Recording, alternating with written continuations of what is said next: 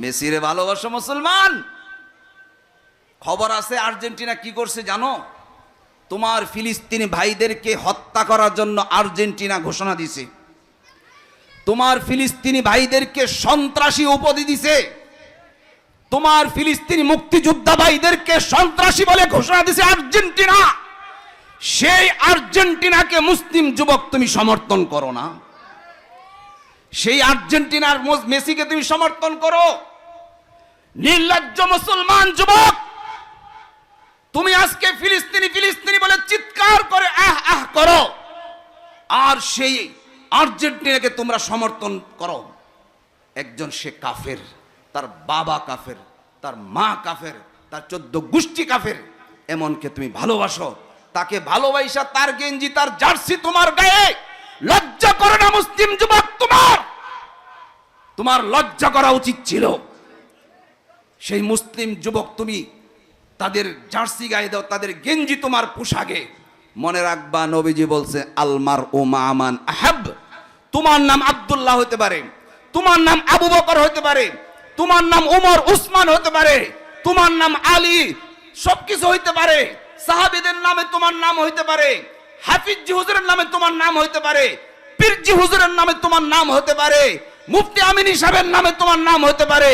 তুমি যাকে ভালোবাসবা মনে রাখবা তোমার হাসর নাসর মেসিদের সাথে হবে। বিসমিল্লাহির রহমানির রহিম। আমরা সকলেই মোটামুটি বিভিন্ন মাহফিলে বিভিন্ন বয়ানে শুনি নবী পাক সাল্লাল্লাহু আলাইহি ওয়াসাল্লামের প্রতি ওহী আসছে, ওয়ালা সাউফা ইউতিকা রাব্বুকা ফাতারদা, যে তোমার রব তোমাকে অচিরেই এমন দেওয়া দিবে যে তুমি খুশি হয়ে যাবা। আল্লাহ তাআলা নবীজিকে বলতেছেন যে তোমার রব তোমাকে এমন দেওয়া দিবে যে তুমি কি হয়ে যাবা? খুশি হয়ে যাবা। ফাতারদা, খুশি হয়ে যাবা। সেটা কি দিবে? এমন সম্পদ দিবে যে সম্পদ পায়া নবীজি খুশি হয়ে যাবেন নাকি? হ্যাঁ, যে আল্লাহ তাআলা নবীজিকে কি এমন সম্পদ দেওয়ার কথা বলতেছে যে সম্পদ পায়া নবীজি খুশি হয়ে যাবেন? নবীজি এই আয়াত নবীজির কাছে যখন আসছে, সাথে সাথে নবীজি বলছেন আমার একটা উম্মত জাহান্নামে জ্বলবে ততক্ষণ আমি খুশি হব না। আমার একটা উম্মত জাহান্নামে জ্বলবে, যতক্ষণ পর্যন্ত আমার একটা উম্মত জাহান্নামে জ্বলবে ততক্ষণ পর্যন্ত আমি কি হব না? খুশি হব না। আল্লাহ তাআলা বলতেছেন তোমাকে খুশি করা হবে। নবীজি বলতেছেন একটা উম্মত জাহান্নামে জ্বলবে ততক্ষণ পর্যন্ত আমি খুশি হব না। এই দেখেন একদিকের কথা। আরেকদিকে হাসরের মাঠে যে রহমতুল্লিল আলামিন,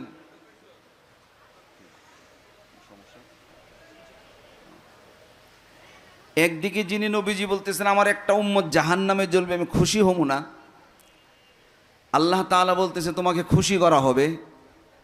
আরেকদিকে খেয়াল করেন, হাসরের মাঠে আল্লাহ তাআলার দরবারে এই রহমতুল্লিল আলামিন নবীজি নিজে উম্মতের এক দলের বিরুদ্ধে মামলা দায়ের করবেন।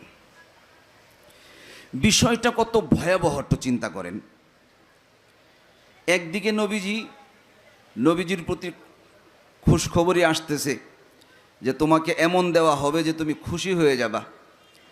আরেকদিকে নবীজি বলতেছেন না আমি খুশি হব না, আমার একটা উম্মত জাহান্নামে জ্বলা পর্যন্ত। আবার সেই রহমতুল্লিল আলামিনই আবার উম্মতের একটা অংশ, একটা গ্রুপের বিরুদ্ধে আল্লাহ পাকের সেই আদালতে মামলা দায়ের করবেন। সেই গ্রুপটা কারা জানেন?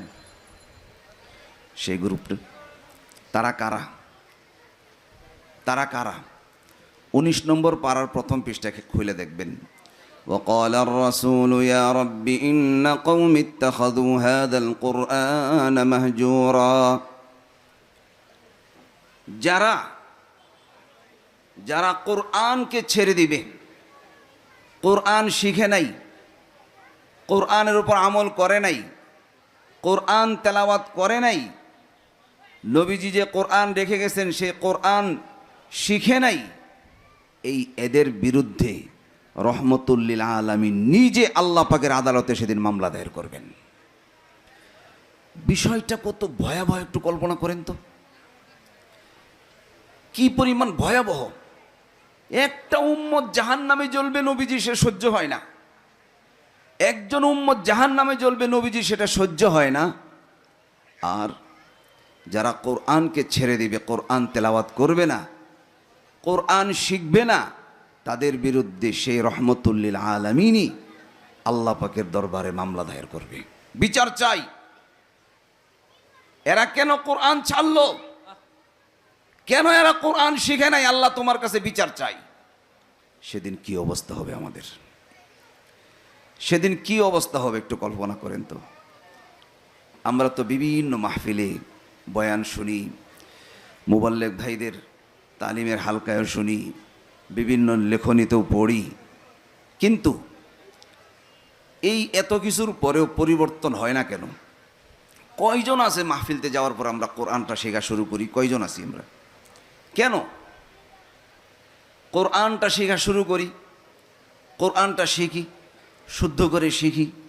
আজকে আমরা সবাই মোটামুটি স্লোগান যদি এখানেও দেওয়া হয়, সবাই আমার সাথে স্লোগান দিবেন, আল কোরআনের আলো ঘরে ঘরে জালো, বলবেন না সবাই? যদি একটা স্লোগান দিই যে আল কোরআনের আলো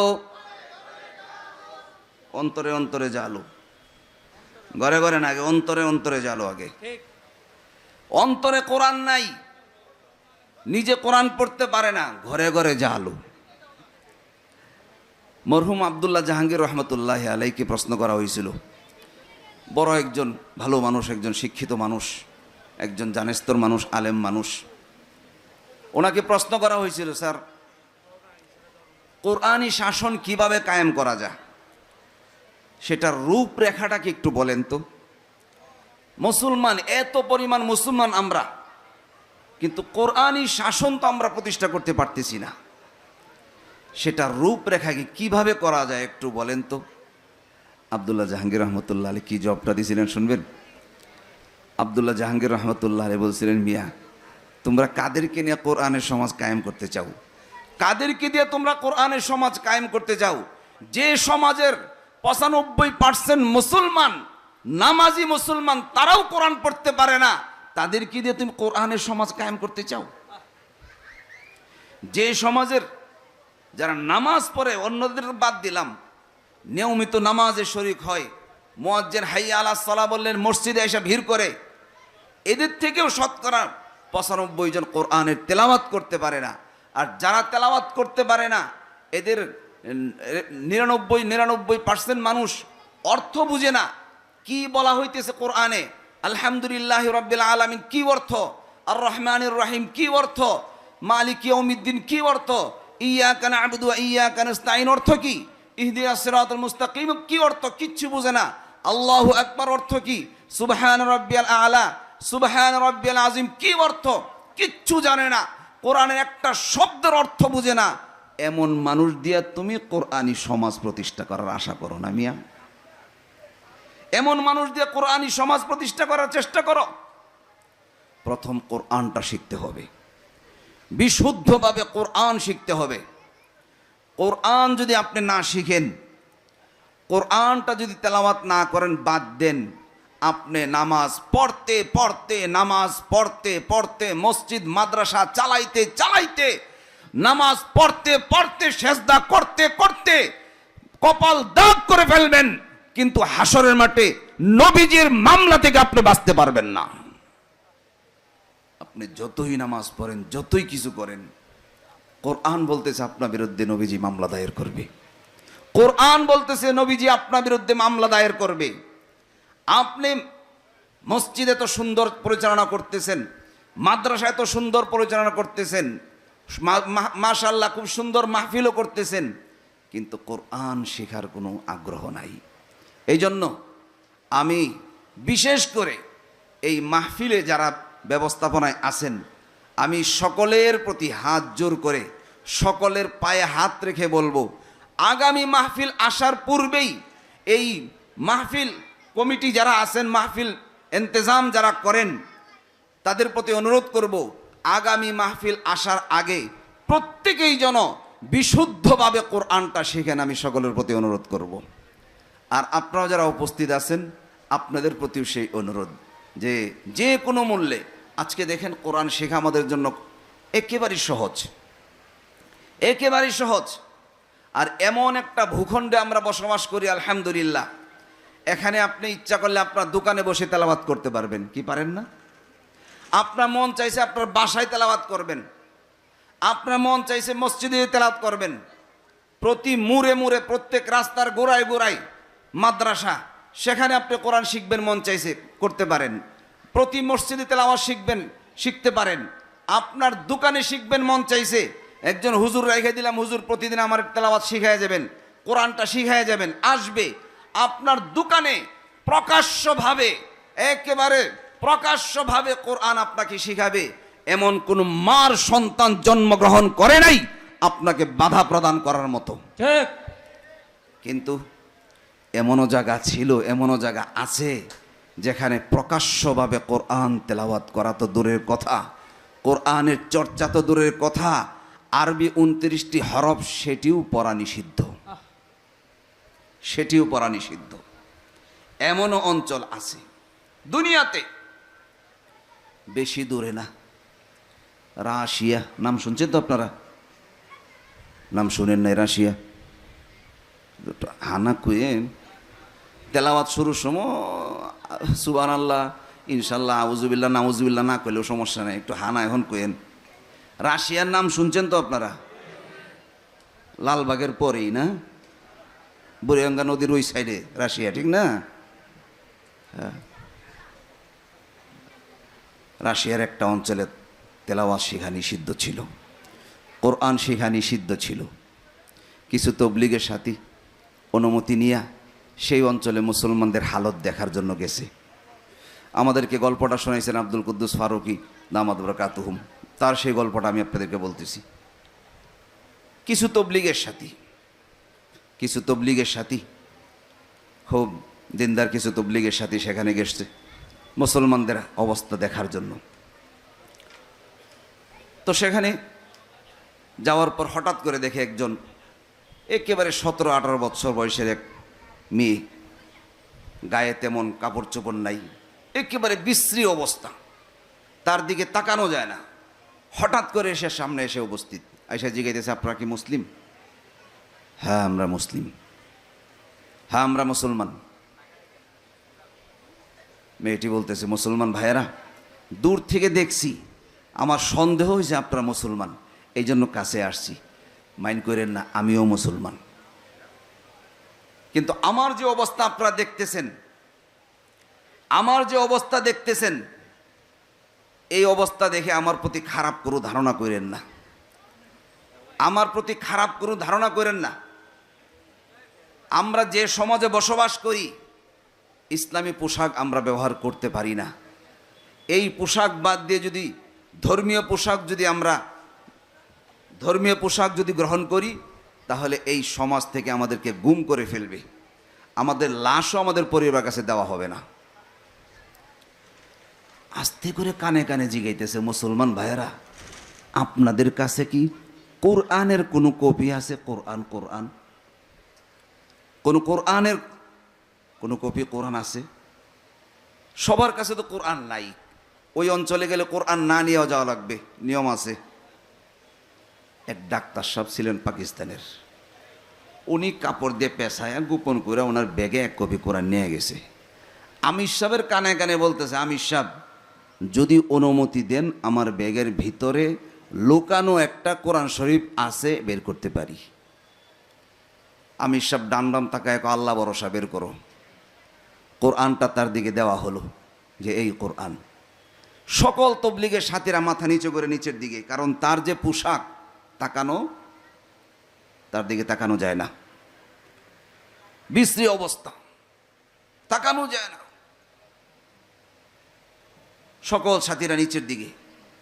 অনেকক্ষণ পর সাথীরা চোখ উঠাইছে, দেখি সে কোরআন নিয়ে কি করে। তাকায় দেখি চোখ দিয়ে পানি পড়তেছে ঝরঝর কইরা, আর একবার চোখে লাগা, মুখে লাগা, চেহারায় লাগা, আর কোরআনটাকে খুব আদর করে বুকে লাগায়। সাথীরা বলতেছে, কি ব্যাপার, তোমার এই অবস্থা কেন, কি হলো? মেয়েটি বলতেছে, মুসলমান ভাইয়েরা আমার, আপনারা আমার প্রতি কোনো খারাপ ধারণা করবেন না। আমিও একজন মুসলমান। আমি আমার বড়দের কাছ থেকে শুনছি, আমাদের ধর্মের নাকি একটি কিতাব আছে, কোরআন আছে। আমাদের নাকি একটি কোরআন আছে। আমার 17 বৎসর বয়স। এই 17 বৎসর বয়সে আমি কোনোদিন কোরআন দেখি নাই। বুঝমান হওয়ার পর থেকে খুব শখ ছিল, আশা ছিল কোরআন দেখার। আজকে প্রথম আমার সেই দীর্ঘদিনের আশা আজকে পুরা হইল। এই জন্য খুশিতে আমার চোখ দিয়ে পানি আসতেছে। তবলিগের সাথীরা জিজ্ঞাসা করতেছে, বোন, এটা কোরআন, এই সম্পর্কে তোমার কোনো ধারণা আসেনি? এর মাঝে কি আছে, কয়টি সূরা আছে, কয়টি পারা আছে, তোমার এই সম্পর্কে কোনো ধারণা আসেনি? মুসলমান মেয়েটি মুস্কি মুস্কি হেসে বলতেছে, আমি আজকে জীবনের প্রথম কোরআন দেখলাম। আজকে আমি আমার জীবনের প্রথম কোরআন দেখলাম। এই জন্য মনে করেন না কোরআন সম্পর্কে আমার কোনো ধারণা নাই। আমি ভালো করেই জানি এই কোরআনে 114টি সূরা আছে।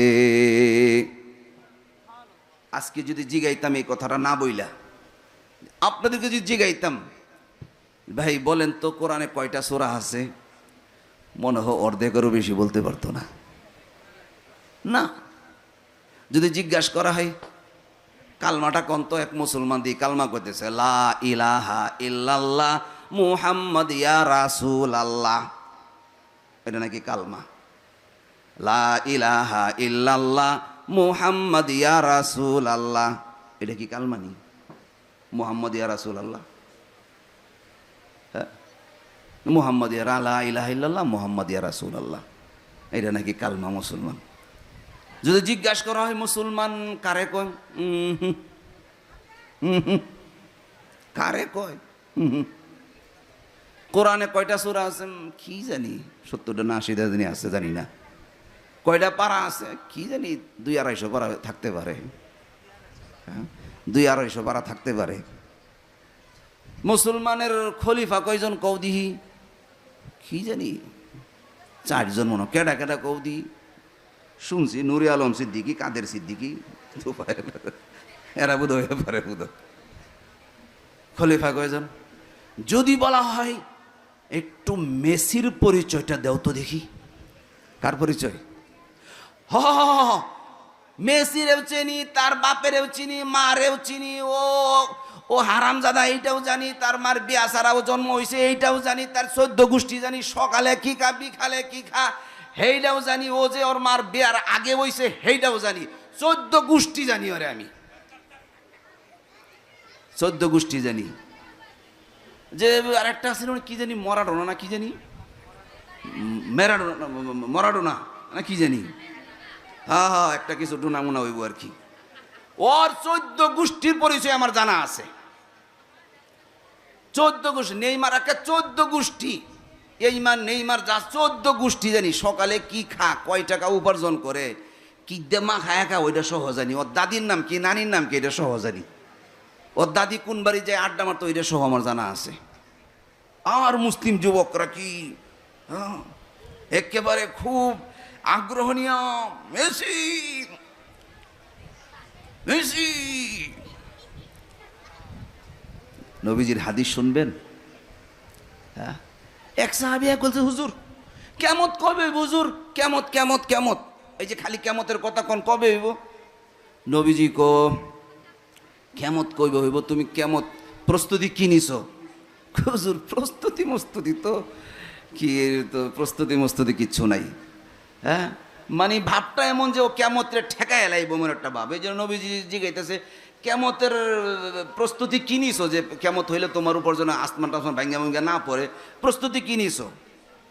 টুনি পাখি চিনেন? টুনি পাখি চিনেন না? টুনি পাখি শহরে দেখা যায় না তো তেমন। টুনি পাখি চিনেন? একটা মোটামুটি 5-6 কেজি ওজন হইব না? টুনি পাখি ছোট্ট, এরকম পাতারে একসাথে কইরা এক ধরনের ঘাম দেয়া ছোট্ট কইরা মাঝখানে বাসা বানায় থাকে। ওই টুনি পাখি নাকি ঘুমানোর সময় পাটা উপর দিকে দেয়া ঘুমায়। শুনছি, দেখি নাই কোনোদিন, মুরব্বীদের কাছে শুনছি আর কি, পা নাকি উপর দিকে দেয়া ঘুমায়। কেন লাগি? ওর জানা আছে যে কোনো মুহূর্তে কেমত হয়ে যাওয়ার সম্ভাবনা আছে, আর ইসরাফিল ফু দিলে কেমত হয়ে যাইব, আর কেমত হলে আসমান ভাঙ্গা পড়বো, আসমান ভাঙ্গা যেন মাথার মধ্যে না পড়ে, পা দেয়া ঠেকানো নিয়তে পাটা উপর দিকে ফিরে দেখে ঘুমায়।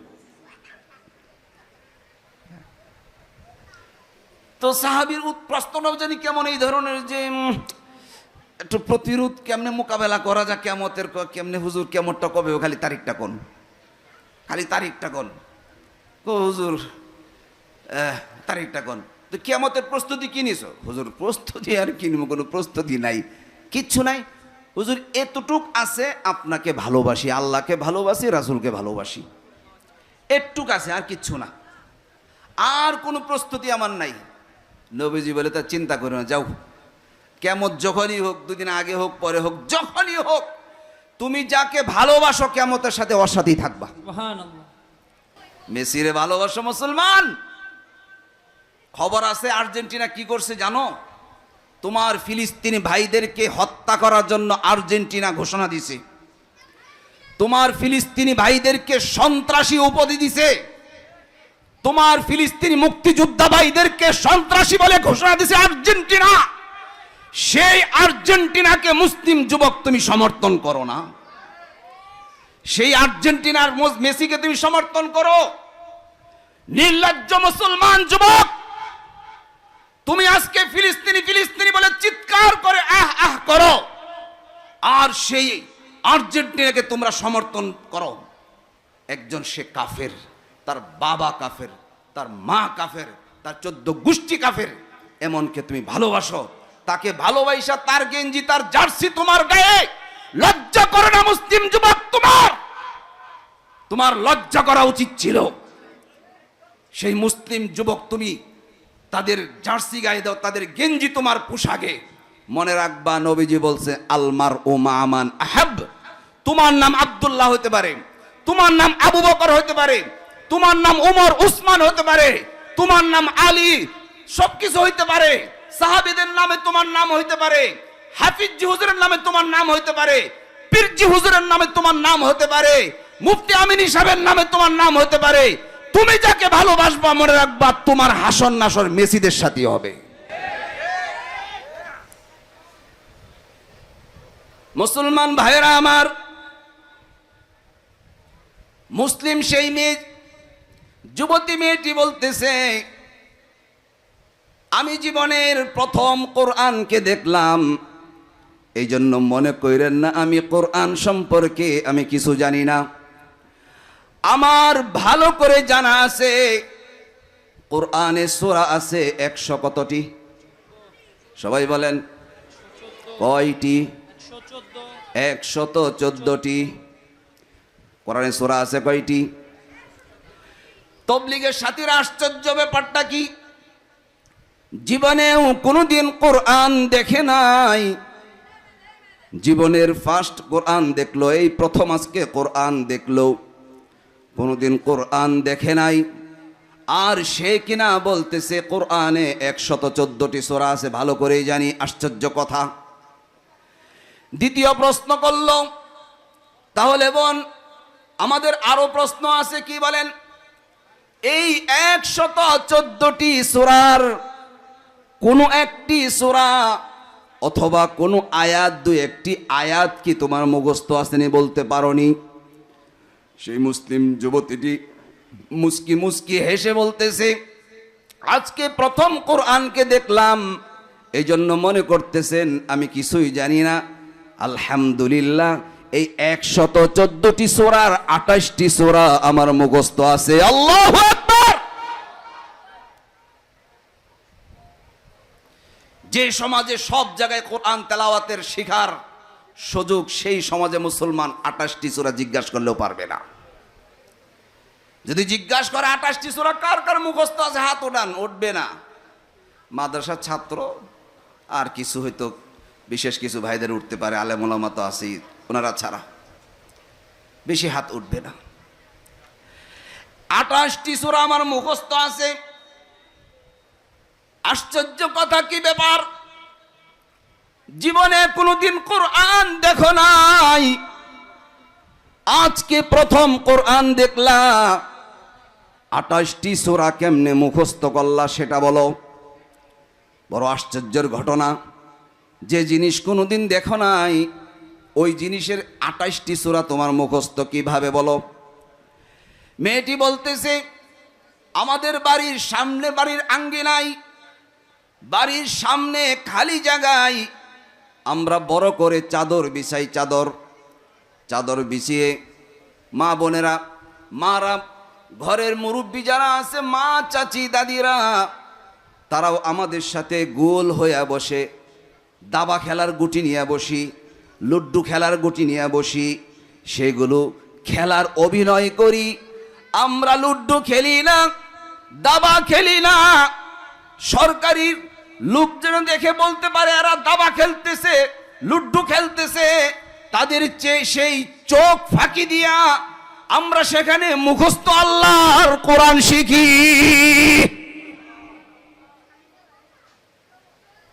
সেই রাশিয়ার সেই বোনেরা যদি আল্লাহ পাকের আদালতের সামনে আমাদের বিরুদ্ধে মামলা করে, আল্লাহ, বাংলাদেশ এমন একটা রাষ্ট্র ছিল, সেখানে খুব সুন্দর শিখা যাইতো, ঘরে ঘরে মাদ্রাসা, ঘরে ঘরে অনেক জায়গা আছে, যাত্রাবাড়ি অঞ্চল দেখে যাইবেন, এক বিল্ডিংয়ে 3 মাদ্রাসা। বিল্ডিং একটা 7 তলা 6 তলা, মাদ্রাসা কয়টা? 3টা। 2 হুজুর মিলে একটা মাদ্রাসা করছিল, বনাবনি হয় না, আপনার মাদ্রাসা, আমি নিচতলা বাড়ানো হেবেড় আরেকটা মাদ্রাসা করছি। আরেক মাদ্রাসা হেরো আছে 150 ছাত্র, 3 তলা আছে 200 ছাত্র, 4 তলা আছে আরো 100 ছাত্র। বিল্ডিং এ 1টা 2টা 3টা করে মাদ্রাসা, রাস্তার মোড়ে মোড়ে মাদ্রাসা, মসজিদে মসজিদে মাদ্রাসা, বাসায় বাসায় মাদ্রাসা। সেই অঞ্চলের মানুষ বলে কোরআন কি জিনিস, কোরআনের তেলাওয়াত পারে না, কোরআনের সূরা কয়টি জানে না, পারা কয়টি শোনে না, জানে না, একটু পৃষ্ঠা শোনান্ত না, পারে না। আলহামদুলিল্লাহি রাব্বিল আলামিন কি অর্থ বলতে পারে না। গায়রিল মাগদুবি আলাইহিম ওয়ালাদ-দাল্লিন কি অর্থ বুঝতে পারে, বুঝে না। আল্লাহু আকবার কি অর্থ জানে না, সুবহানাল্লাহ অর্থ কি জানে না, আলহামদুলিল্লাহ অর্থ কি জানে না। সেই রাশিয়ান বোর আপনাদের বিরুদ্ধে যদি দরবারে এলাহিতে মামলা করে, সেদিন কি জবাব দিবেন বলেন? এই জন্য আমি সকলের প্রতি অনুরোধ করব, প্রত্যেকেই আজ এই মাহফিল থেকে উঠে, সাথে সাথে মাহফিল থেকে উঠেই যারা কোরআন তেলাওয়াত করতে পারেন না, কোরআন তেলাওয়াত শিখেন নাই, অথবা শিখছিলেন ওই ছোটকালে, সমেদ হুজুর আমগরে পড়া শিখায় গেছিল। সমেদ হুজুর আমগর এলাকায় আসছিল একজন হুজুর, সমেদ হুজুর, ওই সমেদ হুজুর একটু শিখায় গেছিল, ভুলে গেছি, পড়তে পারি, শুদ্ধ হয় না, মুখ দিয়ে আসে না। নিয়ত করবেন যে মসজিদের ইমাম সাহেব, মুয়াজ্জিন সাহেব, খাদেম সাহেব আছে, মাদ্রাসার বড় হুজুর আছে, ছোট হুজুর আছে, যার সাথে যে কোনো আলেমের সাথে পরিচয় আছে, যায় বলবেন আমার কোরআনটা শিখাইবেন। পারবেন ইনশাআল্লাহ?